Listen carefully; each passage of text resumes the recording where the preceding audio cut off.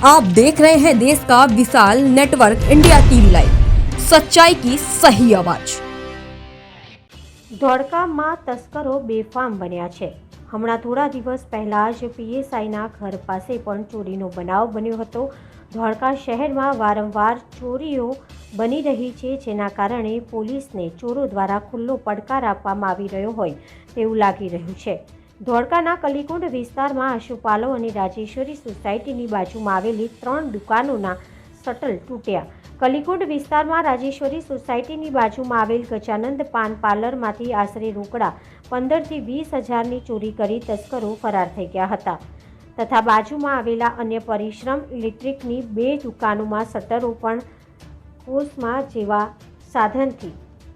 જેવા સાધનથી શટર ઊંચું કરી અંદર પ્રવેશ્યા હતા। ધોળકા શહેરની અંદર અવારનવાર બનતા ચોરીના બનાવ ધોળકા પોલીસ માટે ચેલેન્જરૂપ બન્યા હોય તેવું લાગી રહ્યું છે।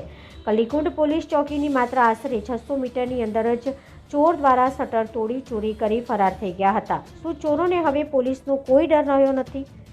કલીકુંડ પોલીસ ચોકીથી આશરે 600 મીટરની અંદર ચોરી થતા અનેક સવાલો ઉઠી રહ્યા છે। થોડા દિવસ પહેલા જ તારીખ 22/1/2025ના રોજ પણ ધોળકા વટામણ નેસડા રોડ ઉપર આવેલી આત્મીય સોસાયટીમાં એક પીએસઆઈના ઘરમાં પણ ચોરી થયાનો બનાવ સામે આવ્યો હતો। ત્યારે પોલીસ પેટ્રોલિંગ પર અનેક સવાલો ઉઠી રહ્યા છે। ધોળકા તાલુકામાં તસ્કરો હવે ફરી બેફામ બન્યા હોય તેવું લાગી રહ્યું છે। ચોરીની જાણ થતાં ધોળકા પોલીસ ઘટના સ્થળે પહોંચી હતી।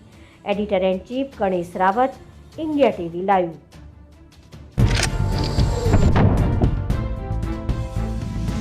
देश और प्रदेश की खबरों के लिए अभी सब्सक्राइब कीजिए इंडिया टीवी लाइव, साथ ही बेल आइकन को दबाना बिल्कुल ना भूलें, जिससे सबसे पहले खबर आप तक पहुंच सके।